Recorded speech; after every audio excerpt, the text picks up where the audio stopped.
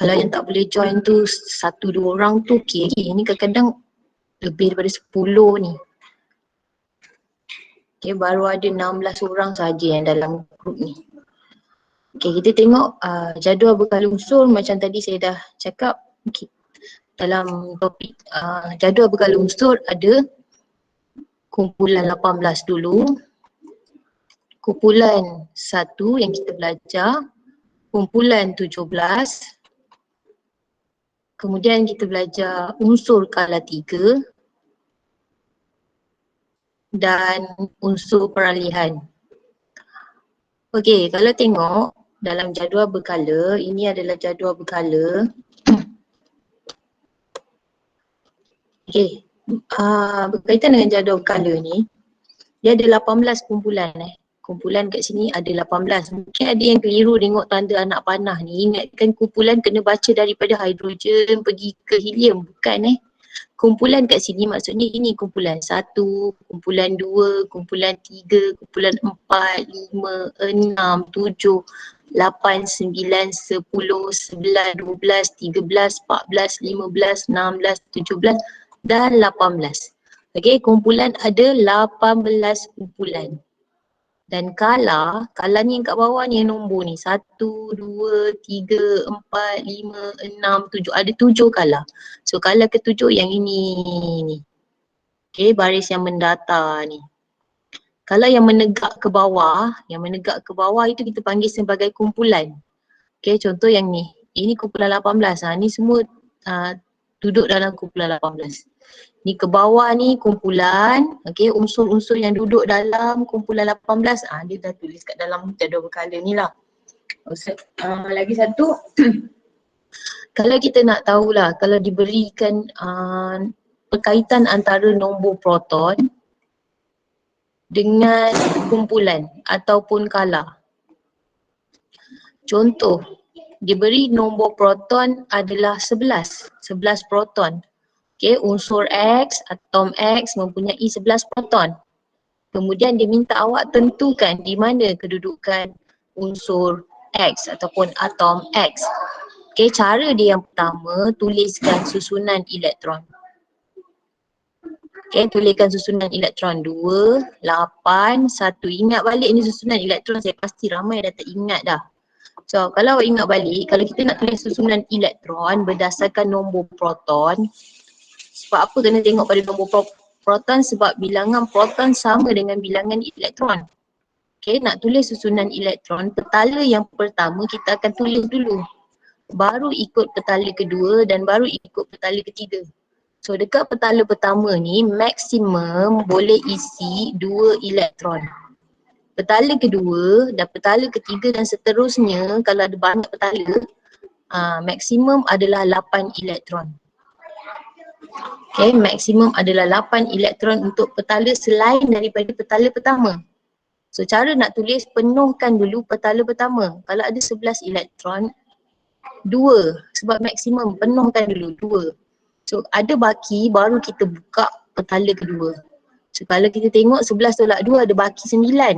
9 tak boleh letak dekat petala kedua sebab maksimum boleh isi 8 je. So letak 8. 9 tolak 8 ada baki 1. 1 tu nak letak ke mana? Letak petala yang terakhir. 2, 8, 1. Ini adalah susunan elektron nama dia. Okay, nama dia susunan elektron. So daripada susunan elektron ni kita boleh tahu kedudukan kumpulan dan kala. Kumpulan tengok pada electron valence. Yang last kali awak tulis ni adalah electron valence. So dekat electron valence ni, kalau electron valence dia 1 atau 2, so maksudnya dia duduk dekat kumpulan 1 atau kumpulan 2. Kalau 1 kat sini maksudnya dia duduk dekat kumpulan 1 lah. Kita tengok 11 proton duduk dekat kumpulan 1. Okay, proton yang dekat atas ni. Okay, proton dekat atas ni. So ada 11 proton. Ada 11 proton, maksudnya 2, 8, 1, 1. Duduk dekat kumpulan 1, betul. Kala berapa? Kita kira ada berapa nombor. 1, 2, 3. 1, 2, 3. Shhh, kenapa?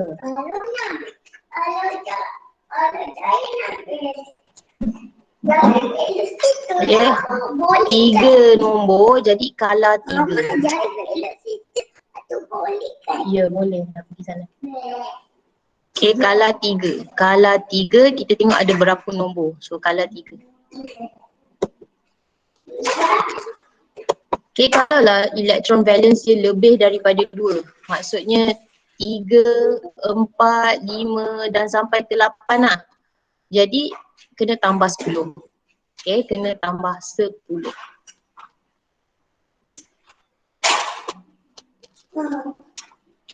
Okay, ini adalah jadual berkala. Jadual berkala ni dia akan bagi dekat kertas 2.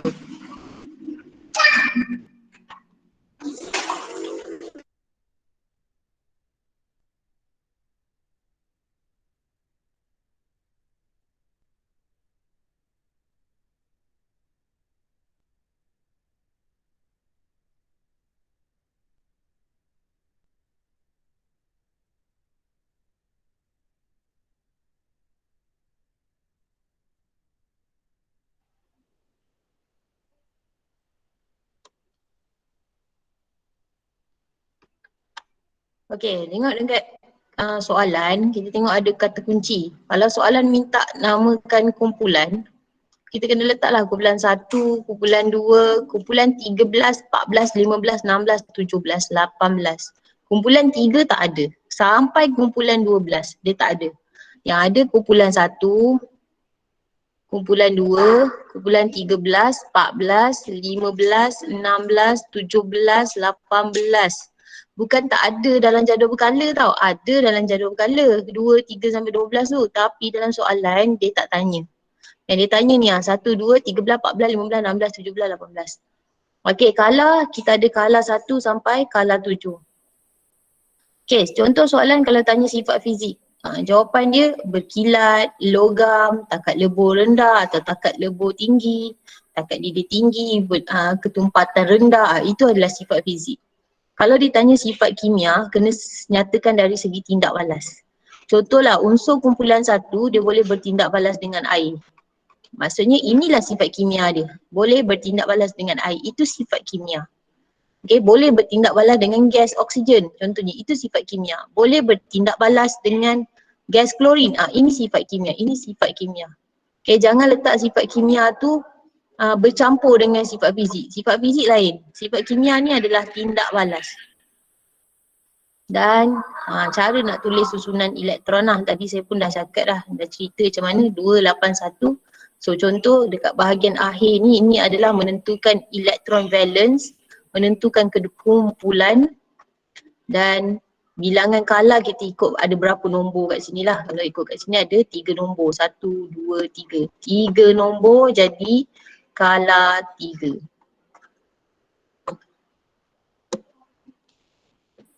Okay, biasanya dalam soalan dia akan bagi dalam bentuk macam ini. Okay, kotak-kotak macam ni.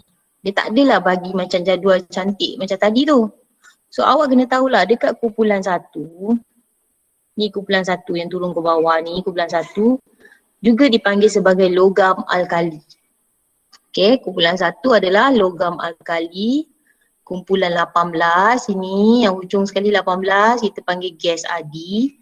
Kumpulan 17 kita sebut halogen. Dan yang bahagian tengah petak ni, yang rendah ni kita panggil sebagai unsur peralihan. Kadang-kadang diletak juga sebagai logam peralihan. Kerana semua unsur peralihan adalah logam. Jadi dalam tajuk ni sebenarnya kita banyak fokus pada sifat kimia jugalah.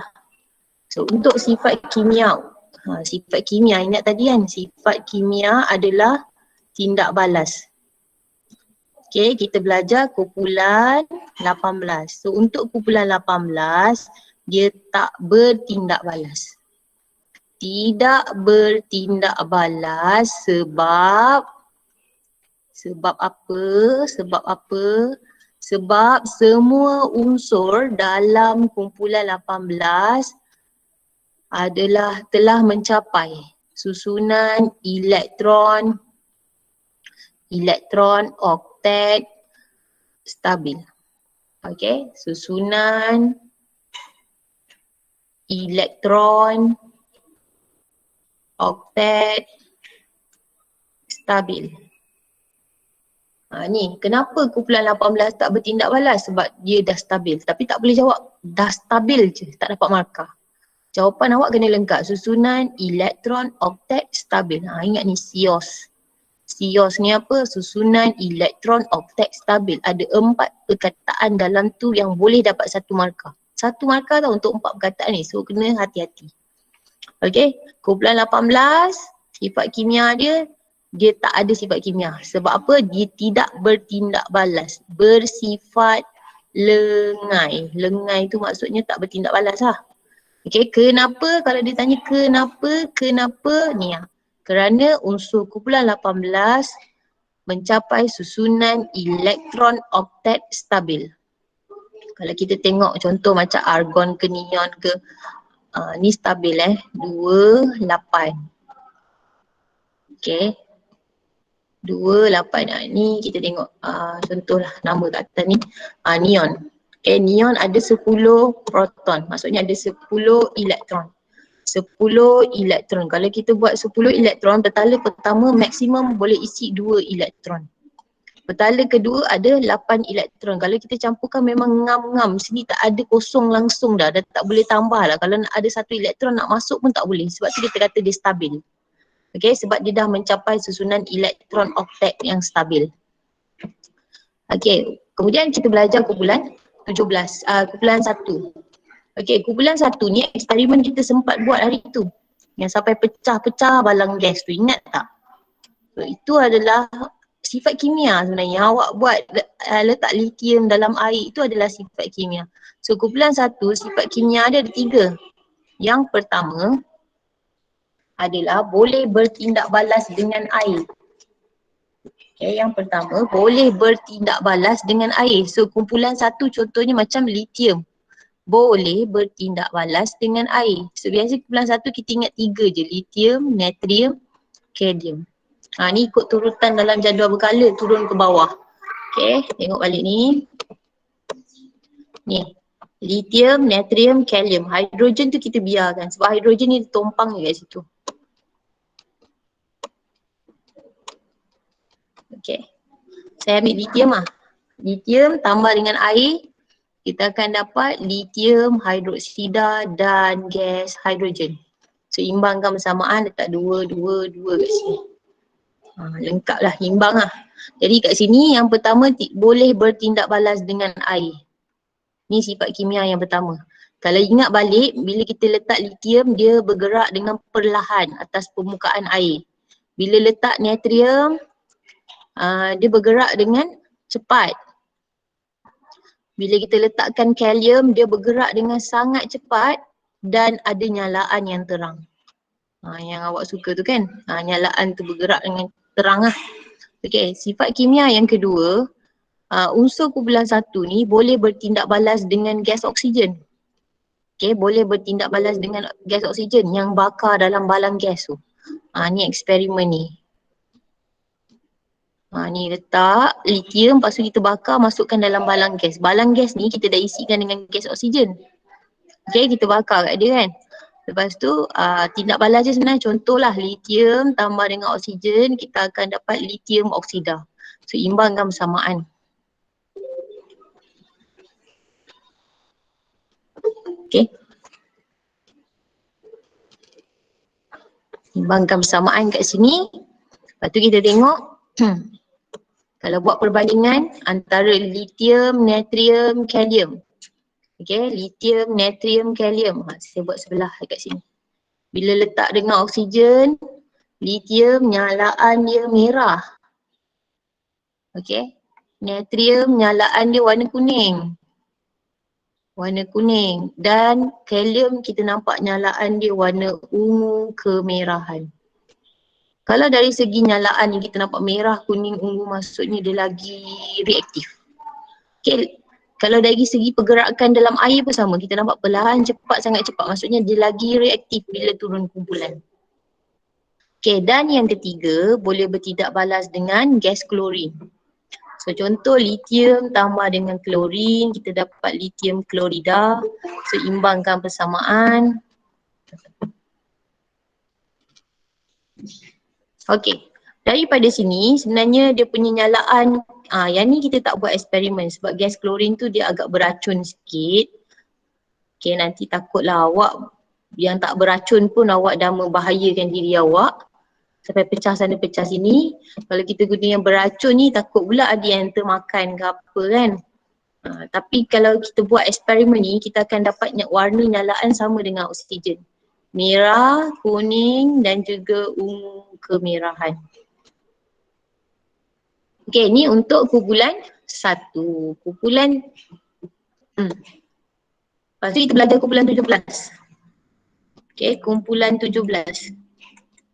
So dalam kumpulan 17 pun ada 3 sifat kimia dia. Okey, ada 3 sifat kimia. Okey, kumpulan 17 contohnya apa? Contohnya macam tengok kat sini. Fluorine, chlorine, bromine, iodine. Biasa kita ambil 3 ni je. Chlorine, bromine, iodine. Okay, biasa ambil 3 tu. Chlorine, bromine, iodine. Okay, macam mana sifat kimia dia? Yang pertama, unsur kumpulan 17 boleh bertindak balas dengan air. Maksudnya boleh larut dalam air. Okay, contohlah chlorine. Kita tambah dengan air, kita akan dapat hidrogen klorida dan juga HOCl. Ini nama dia acid hypochlorous. Ni acid hypochlorous. Yang ini nama dia acid hydrochloric. Yang ni acid hypochlorous. Kalau guna bromine, okay, kita akan dapat H, tukar Cl jadi Br. Dan HO, Br. Ini acid hydrogen bromida dan yang ini adalah acid hypobromous. Okay, kalau kita tengok dari segi pemerhatian, yang ini larut cepat. Ni larut cepat, yang ini larut lambat. Yang bawah dia sangat perlahan. Okay, yang perlahan tu apa? Iodine. Okay, lepas tu kita boleh tindak balaskan dengan fluorine. Ferrum. Ni eksperimen dia, kita letakkan ferrum dekat sini. So letak ferrum, kita alirkan gas klorin ke dalam salur kaca ni. So alirkan gas klorin. Sebelum alirkan gas klorin, kita panaskan dulu. Okay, panaskan dulu wool besi ni. Kadang-kadang kita sebut dia wool besi. Besi tu ferrum lah. Kita panaskan dulu baru kita alirkan dan kita akan lihat pemerhatian dia. So kat sini kalau kita buat, kita akan nampak kita ada klorin, bromin, iodine. Klorin dia bergerak pula. So klorin akan terbakar dengan sangat terang. Sangat terang. Yang ini terbakar dengan nyalaan yang terang. Yang bawah malap. So kalau tengok kumpulan 17 ni, dia makin ke bawah, dia makin kurang reaktif. Sebab kita nampak terbakar terang, sangat terang malap. Okey, akhir sekali boleh bertindak balas dengan natrium hidroksida, iaitu sejenis alkali lah. Okay, contoh klorin tambah dengan natrium hidroksida, kita dapat NaCl, natrium klorida, NaOCl dan H2O. NaOCl ni natrium hypochlorite. Nama dia. So ingatlah. So ada 3 sifat kimia untuk kumpulan 17. Boleh bertindak balas dengan air, boleh bertindak balas dengan ferrum dan boleh bertindak balas dengan natrium hidroksida. Okey, kita belajar kumpulan 18, kumpulan 17, kumpulan 1, kemudian kita belajar kala. Okey, kala 3. Kala ada satu je yang kita ambil, kala 3 je. So dekat kala 3 ni, Unsur apa yang ada dalam kala 3? Tengok balik ke atas. Ini kala 3.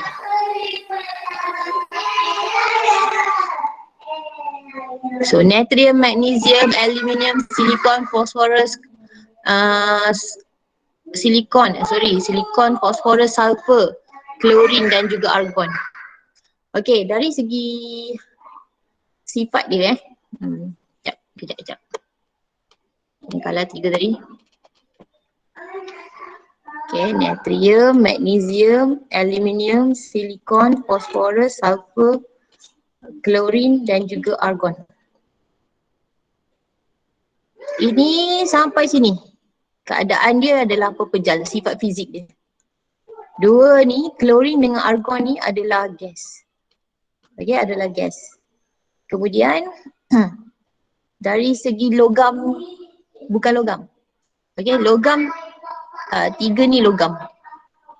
Natrium, magnesium, aluminium. 1, 2, 3. Ini adalah logam. Silikon, fosforus ini separa logam.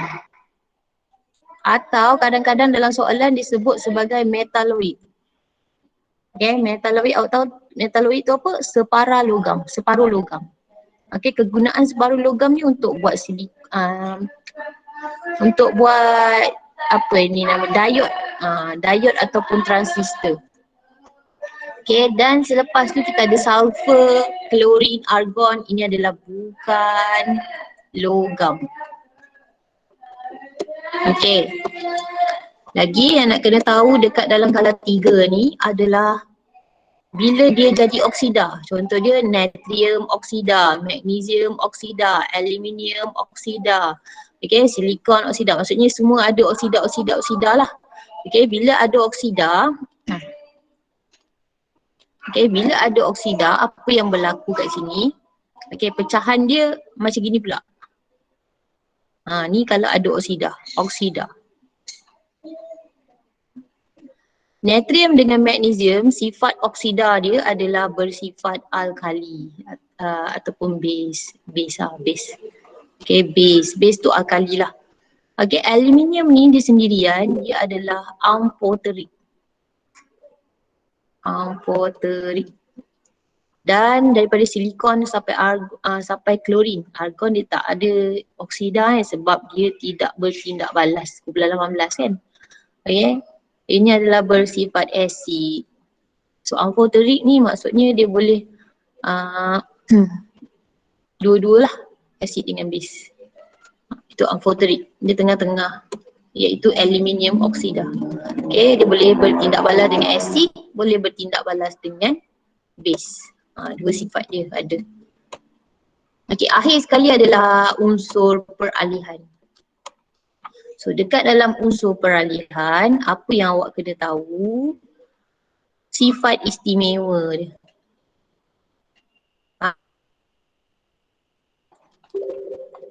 Okay, yang pertama boleh jadi mangkin. Mangkin ni adalah bahan yang kita tambah untuk mempercepatkan, untuk meningkatkan kadar tindak balas.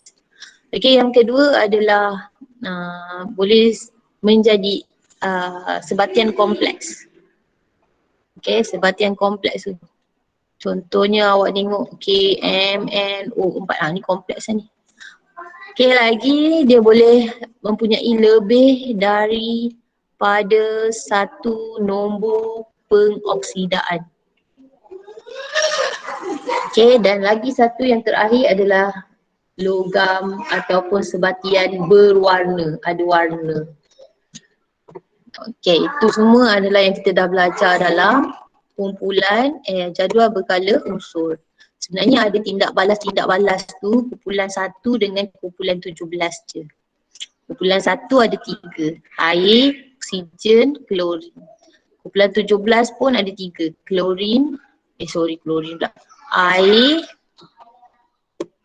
boleh bertindak balas dengan ferrum dan boleh bertindak balas dengan natrium hidroksida. Itu yang awak kena tahu. Dan dalam kumpulan 1, kereaktifan dia bila turun bawah makin bertambah. Kalau kita lihat di sini perlahan cepat, sangat cepat pergerakan dia dalam air. Kalau nyalaan merah, kuning, ungu, kemerahan, makin terang, makin cantik warna dia. Tapi untuk kumpulan 17 bila turun ke bawah, dia semakin kurang reaktif. Kalau klorin terbakar terang yang ni terang saja. Yang bawah sekali iodin malam. Okey.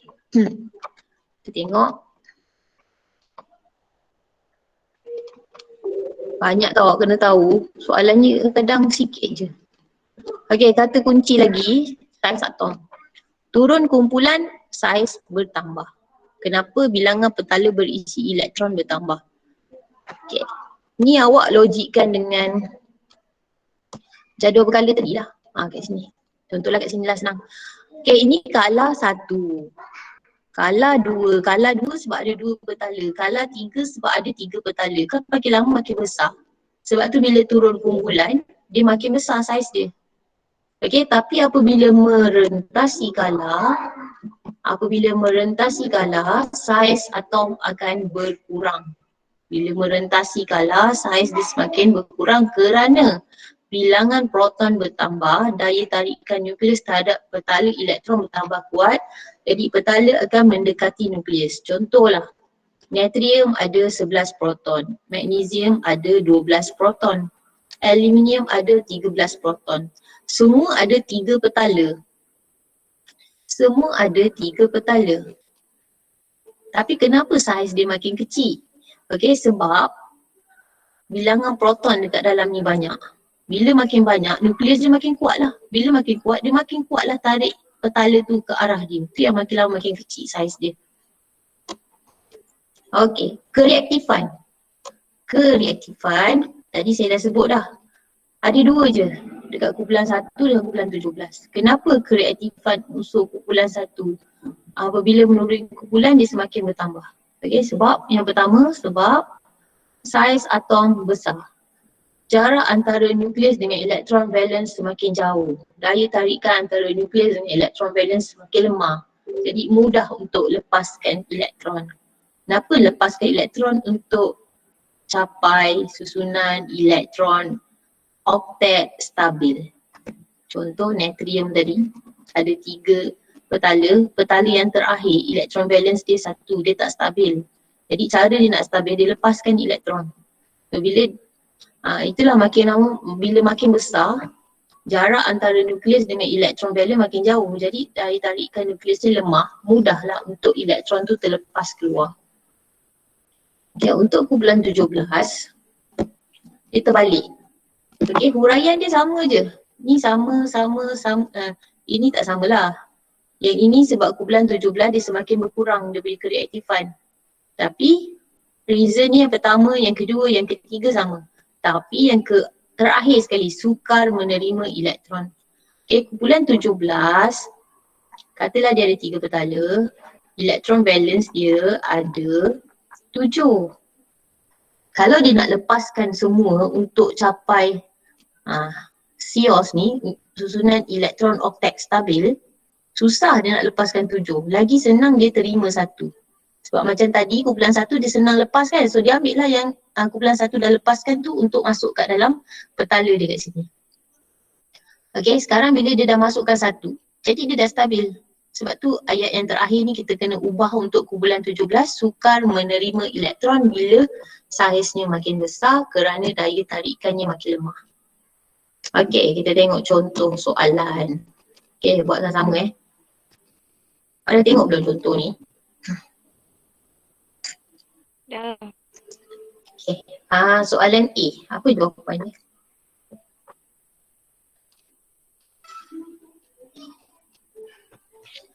Okey, Raja 5 menunjukkan perwakilan PY bagi atom unsur lithium, natrium, kalium. Ni nama dia PY. Okey, ditulis macam ni PY. Dia terbalik dengan jadual berkala unsur tau. Kalau dalam jadual berkala unsur, dia letak lithium 3, 7. Macam ni. Bukan 7, 3. Nombor yang besar dekat bawah. Kalau dekat dalam jadual berkala unsur. Tapi dekat dalam perwakilan PY, nombor yang besar dekat atas. Okey, nombor yang besar ini adalah nombor nukleon.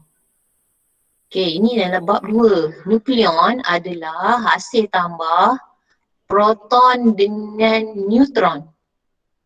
Okay, proton dengan neutron. Nombor yang bawahnya adalah nombor proton.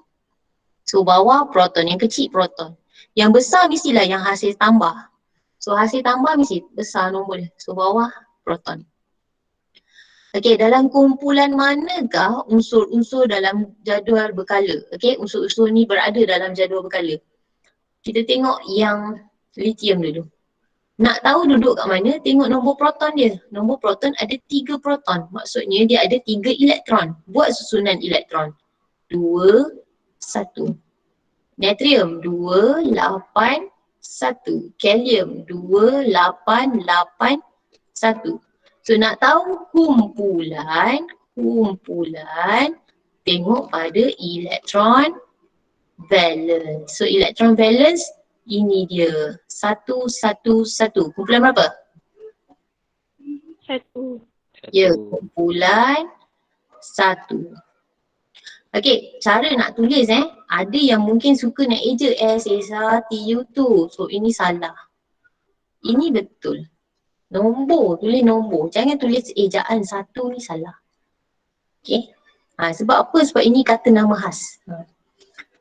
Mengapa lithium, natrium, kalium mempunyai sifat kimia yang sama? Okey, soalan ni kalau jumpa kat mana-mana, kenapa sifat kimia sama, dekat kumpulan, dekat bab berapa pun, jawapan dia adalah kerana mempunyai bilangan elektron valence yang sama. Itu jawapan. Bukannya cakap duduk dalam kumpulan yang sama. Rata-rata pelajar suka jawab macam tu. Tapi itu jawapan yang salah. Jawapan yang betul kerana mempunyai bilangan elektron valence yang sama. Ini elektron valence. Okay, elektron valence. Okay, soalan C. Unsur lithium, natrium dan kalium bertindak balas dengan air menghasilkan larutan logam hidroksida dan gas hidrogen. Okay, lithium, natrium, kalium boleh bertindak balas. Ni kita kata sifat kimia. Sebab bertindak balas. Okay, dengan apa? Dengan air menghasilkan larutan logam hidroksida dan gas hidrogen. Atom unsur yang manakah mempunyai kecenderungan paling tinggi untuk melepaskan elektron? Apa maksudnya ni Ini maksudnya adalah kereaktifan. Mana yang lebih reaktif? Saya sebut reaktif je lah. Mana yang lebih reaktif? Lithium, natrium, kalium. Mana yang lebih reaktif? Helium. Apa dia? Helium. Kalium. Betul. Kalium. Yang duduk bawah sekali dalam jadual berkala. Dekat dalam kumpulan 1 lah. Antara 3 tu. Okay, soalan seterusnya dia minta awak susun unsur-unsur itu dalam tertib menaik berdasarkan kereaktifan terhadap air. Okay, susun. Mana yang kurang reaktif kepada lebih reaktif? Ni lithium, natrium, kalium. Mana yang dekat atas sekali dalam jadual berkala? Lithium. Lithium. Lepas tu natrium. Lepas tu kalium. Helium. Okay, berdasarkan jawapan di C1, tuliskan persamaan kimia bagi tindak balas. C1. Okay, mana C1 tadi kita jawab apa? Kalium kan? So, K lah kat sini formula dia. Tambah dengan air. Dapat kalium hidroksida dan gas hidrogen. Imbangkan bersamaan. Letak 2 kat sini, letak 2 sini, letak 2 sini, imbang. Okey, seketul natrium terbakar dimasukkan dengan cepat dalam balang gas berisi oksigen. Ini pun dia tanya sebenarnya sifat kimia. Okey, natrium terbakar masuk dalam balang gas isi oksigen. Maksudnya natrium bertindak balas dengan oksigen. Nyatakan pemerhatian bagi tindak balas itu. Okey, natrium ni dekat tengah-tengah kan? Dia dekat tengah-tengah. Macam mana tindak nyalaan dia? Merah ke kuning ke ungu kemerahan? Kuning. Kuning tu. Betul, nyalaan kuning. Okay, nyalaan kuning. Terhasil. Nyatakan jenis sebatian terbentuk. Ni belum belajar ni bab 5, ni pun bab 5. Maknanya bab 5 boleh masuk dekat dalam bab 4 soalan. Okay, akhir sekali.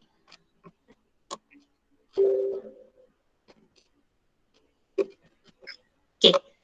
Raja satu, ni ditunjuk dalam bentuk jadual berkala. Tapi dia letak simbol X, Y, Z, W semua ni lah. Bila guna W, X, Y, Z ni, bila awak jawab soalan pun kena guna simbol yang sama, X, Y, Z. Tak perlu cari W tu apa dekat dalam jadual berkala, tak perlu. Okay. Sebahagian daripada jadual berkala bukan simbol sebenar. Okay, berdasarkan jadual satu, berdasarkan rajah satu, tulis susunan elektron bagi W. Mana W ini? Tak tahu kan? Macam mana nak tahu? Awak kira je daripada sini. 1, 2. So dia ada 2 proton. Bila ada 2 proton, maksudnya dia ada 2 elektron. Buatlah susunan elektron dia 2 je. Sebab maksimum petala pertama boleh isi 2 elektron. Okay, cuba buat untuk susunan elektron bagi X. 1, 2, 3, 4, 5, 6, 7, 8, 9, 10. X 11. Okay, 11 proton. 11 proton jadi 2, 8, 1. Okay, ada satu lagi cara. Kita tengoklah dia duduk kat kumpulan berapa. Contoh X ni kan duduk dekat kumpulan 1. So petala terakhir dia 1. Kala 1, 2, 3. Kala 3. 1, 2, 3. Kala 3. Depan mesti penuh. Macam tu. Lagi satu cara. Okay, unsur manakah ada halogen? Okay, mana yang halogen? Halogen yang mana?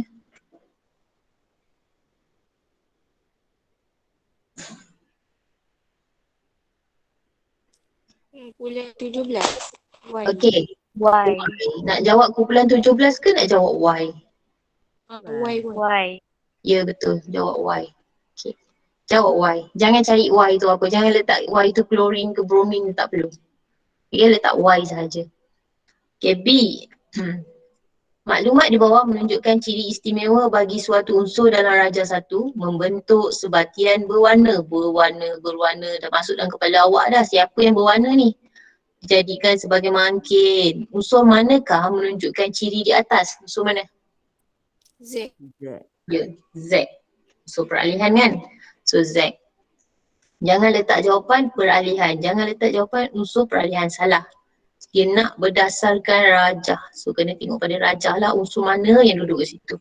Saiz atom Y lebih kecil daripada atom X. Saiz atom Y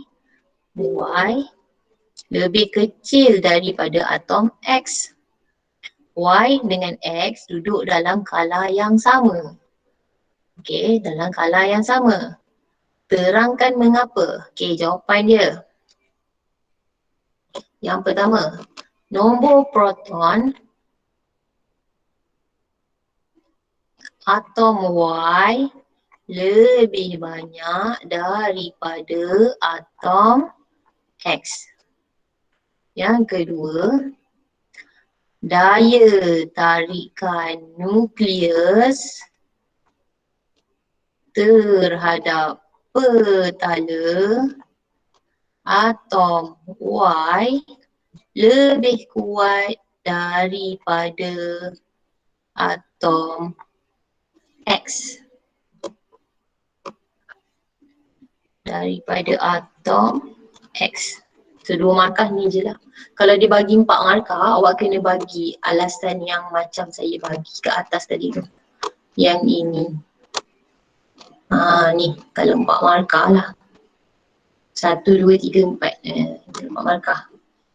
Tapi kalau untuk soalan tu biasa 2 markah je. Okey, kita tengok soalan. Ini dia lari pula.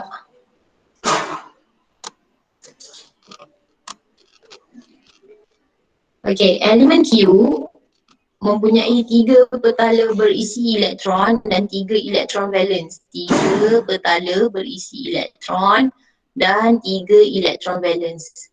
Tanda Q dalam rajah bagi menunjukkan kedudukan unsur Q. Okey, 3 petala berisi elektron dan 3 elektron valence. So 3 petala maksudnya kala 3. Mana kala 3? Kala 1, kala 2 dan kala 3. Sekejap. Dan kala 3. So ini kala 3. Sekejap penuh sangat ni conteng-conteng.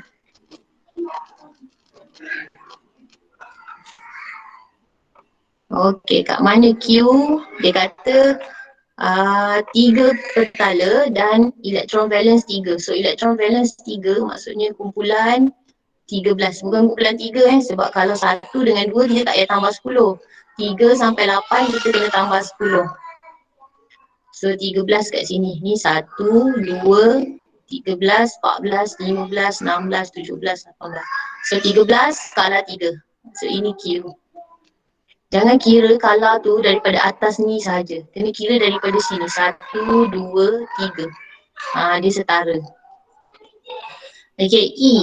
Apabila satu ketul kecil unsur X dimasukkan ke dalam air, bila dalam air masuk dalam air, ini adalah sifat kimia.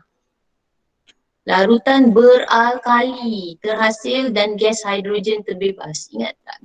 Yang beralkali ni adalah kumpulan 1. Okey, tuliskan persamaan kimia bagi tindak balas ini. X tambah air, kita dapat X, OH dan H2. Imbangkan. Okey, akhir sekali. Unsur A berada di bawah unsur X dalam jadual berkala. Unsur A duduk bawah unsur X.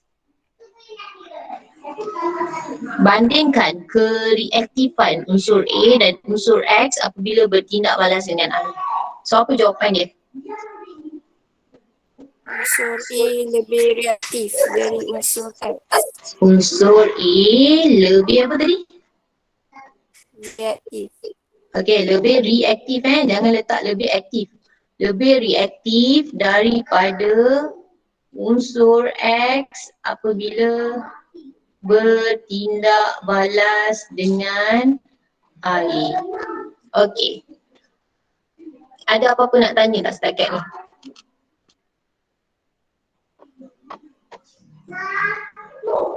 Tak ada? Betul? Faham tak? Cikgu. Okey.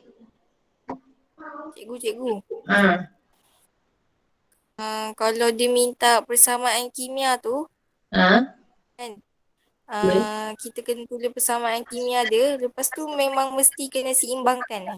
Ya. Persamaan kimia dia punya package kena imbangkan. Dia tak ada tulis persamaan kimia tak imbang.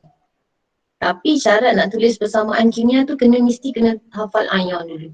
Kalau tak hafal ion, walaupun imbang, ion yang awak tulis tu salah, formula salah terus kosong.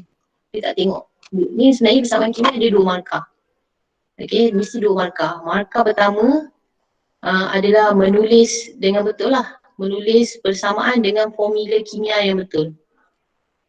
Yang kedua baru markah imbangkan. Okey, markah imbang. Imbang ni markah kedua, tapi pelajar suka nak fikirkan cara nak imbang. Tapi dia lupa benda yang pertama ni lagi penting. Sebab kalau satu formula salah, satu bahagian formula salah, terus kosong. Jadi semua tu kena betul. Sini betul, sini betul, sini betul, sini betul. Baru dapat 1 markah. Okay, ada apa-apa nak tanya lagi?